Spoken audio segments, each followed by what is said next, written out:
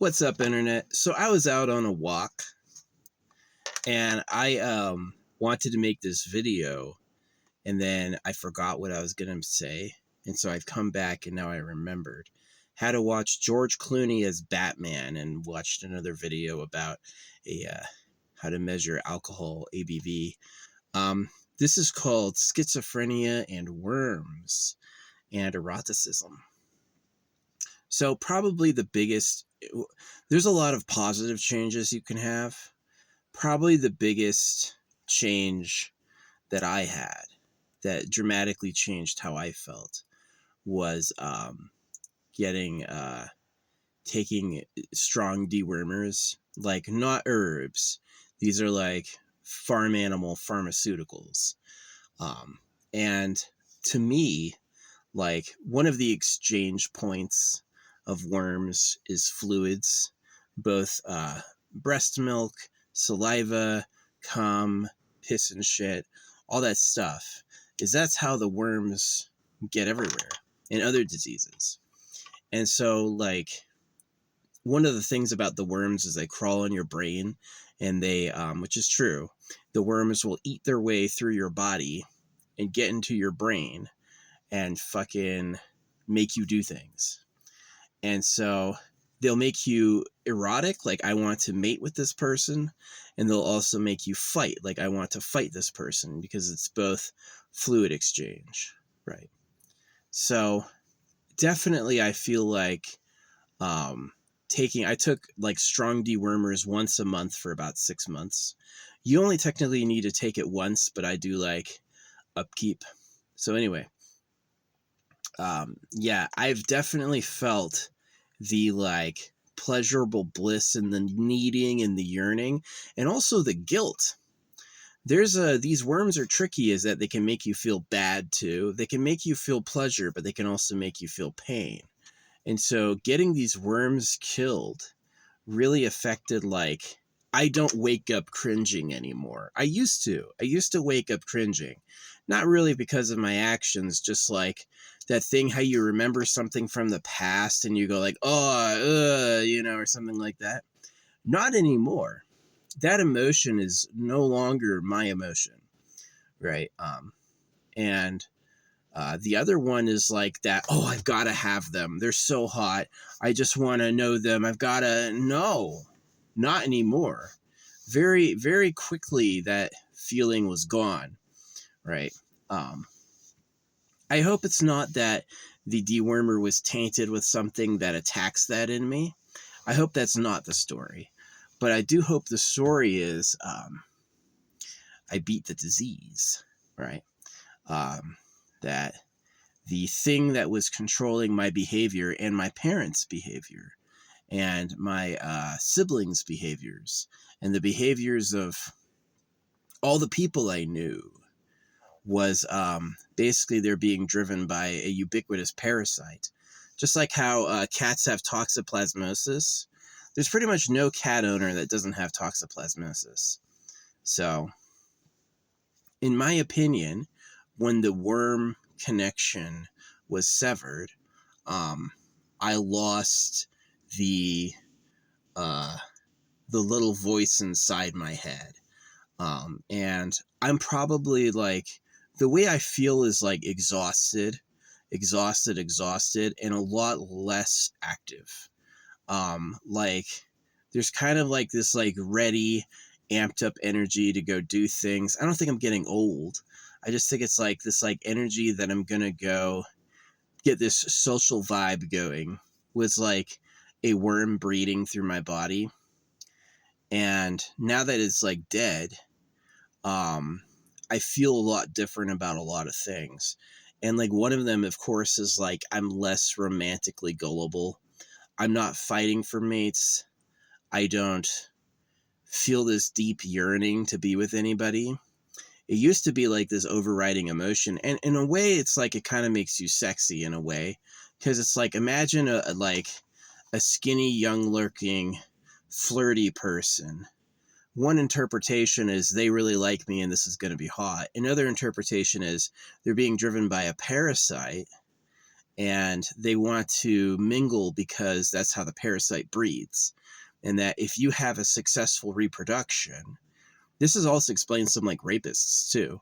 If you have a successful reproduction, then you have more host bodies to spread your seed.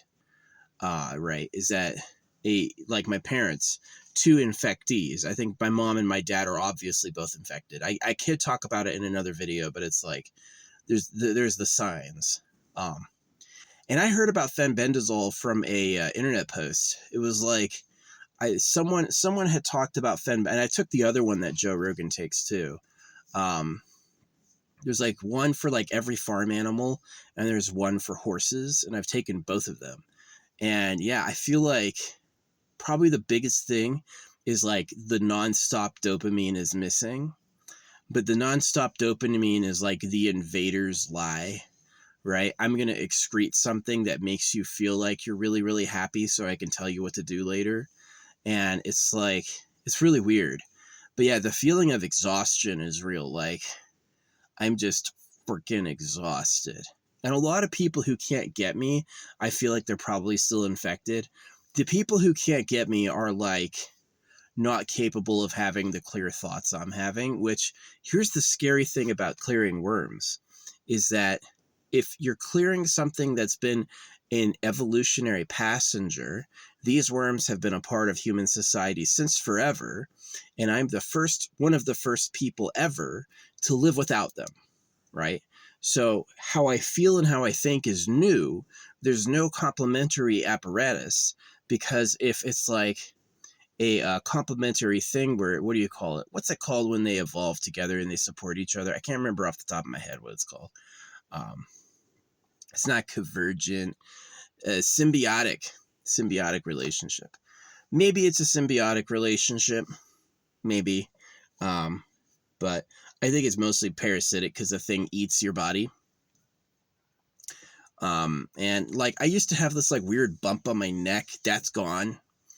Like these like uncomfortable spots, which were basically like the bodies of the creatures, are missing from my flesh now. So I don't regret anything I've done before now. I feel like it's at least on par with the other stuff everyone does, and I also consider myself like having been diseased. But yeah, I definitely wonder if like the worms aren't the only thing, and if like one of the major steps humanity will have to go through is like purging. Right now, they're totally fine with gut bacteria. Right now, everyone's saying this gut bacteria helps you digest, and if you get rid of it all, you're going to change how you feel. You're going to change how you digest. And so it's like we have these like natural symbiotics anyway. I took the dewormers against medical advice. The medical advice written on the packaging is don't do that. And I did it anyway. And I feel like it's fine because I'll be an experiment. I was really like, I needed a health solution, and I have gone to doctors before and been like, I think I have worms, and they don't test. They just go, you're crazy, right? You're fucking crazy. There's no way. And so I know that they're probably wormed. Imagine a doctor has worms and he's in denial. Like washing hands, right? They used to not believe washing hands did anything. And so I say to a doctor who has worms, I've got worms. His worm is going to tell me, no, you don't. You're crazy. You don't got worms. But I did, right? So, yeah, I recommend, like, my poop got fuller. I definitely have, like, bigger poos now, which I'm proud of. I think that was fun. But yeah, taking, like, it gets every type of worm. But I do feel exhausted most of the time. There's not the dopamine rush I used to get. There's not that, like, juicy, oh, I want to have this, I want to get close to this person. No, not at all. Now it's like really kind of like a distant observation, and the people who are like senselessly lusting to me look like they have a problem. They look crazy. But yeah, I do recommend that if you're like out of life, if you're tired, feeling well, tired of being manipulated from the inside, get yourself some animal dewormer. I'm not a doctor. I live in my car. I take baths sometimes, right? If you listen to me, it's your choice. You made that decision. But I think it's done well for me. I can say that's my opinion. I think it's done me pretty good. So I appreciate the people who told me about it. I appreciate that I did it. Definitely the best feeling is I feel like I have, even though I'm exhausted like I just got through an ordeal. But like more of my energy's mine. I don't feel like I'm being eaten from the inside, which is really nice. So yeah. Those worms, they'll get in your lungs, they'll get in your heart, they'll get in your intestines, your muscles, they'll get in your brain. Those worms, that's real. To say that doesn't happen is unreal. To say I know it's happened and it's scary, yeah, that's how it really is. So, I hope this helps you. I hope if you choose to take dewormer, you enjoy the results. I know that it's been a big change in my life. Yeah, definitely the like emotions I feel toward others have dramatically changed. And I really attribute it to a symbiotic parasite relationship where the parasite wants me to touch and be loved by others and to breed so that it can exist more, right? And that by getting rid of the parasite, this kind of thing that forced people together over and over is missing. And so now I'm like, only half of me, right? I don't miss the worms at all. I think they're gross and horrible. I look forward to a humanity that, yes, lives forever for free, but whose energy is also completely its own. Maybe even with gut bacteria too. Yeah. Where every single type of parasite is claimed not symbiotic, and that they give humanity for the first time its own body identity. Yeah. That the humans are completely without parasites. So, yeah. How I feel, definitely erotically, like, is way, way different than it was a year ago. Absolutely. Absolutely. Fundamentally a big change. I also found that, like, quitting drugs and alcohol was impossible or very hard until the dewormer, because I was suffering so much, because that presence in my body was so uncomfortable. So I'm definitely curious if there's anything beyond the worms, which allegedly, yeah, there's types of bacteria and who knows what else, but it's the first stage of many. I definitely think that, especially people who are crazy, like rapists or people who have major boundary issues or cleanliness issues, try them with the dewormer. Not the herbs. You got to do the strong stuff and see if that like wakes them up. It could take, I've heard, and I'm kind of agree that once you start taking like a dewormer, it can be like 6 months before you return to like your normal, who you could be. And it's interesting that it is the first time it's ever happened, right?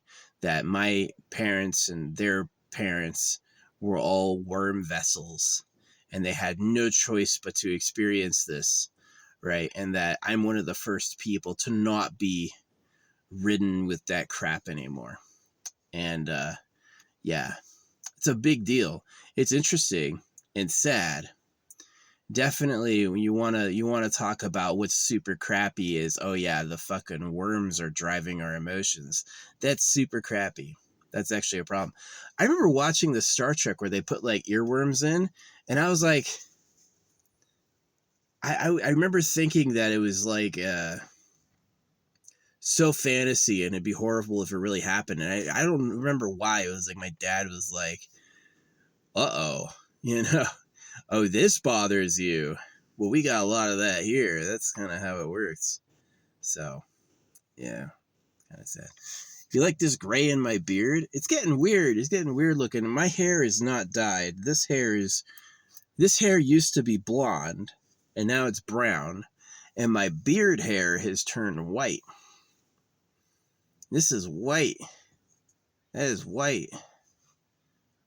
But just right there. This side, not so much. Maybe it's the sun? I don't know. But yeah, this is blonde. My mustache is blonde. Yeah, my blonde hair turned brown. And my blonde mustache is still blondish. Whatever. But anyway, yeah, that's the story about worms. Worms and schizophrenia. Sometimes the person's not crazy. Sometimes they have parasites telling them what to do. Horrific. Definitely a medical emergency across the planet. Situation not over. The situation with worms making people crazy, ongoing crisis. Nothing's really been done about it at all. So, hey, doing my part sharing. Hope this helps.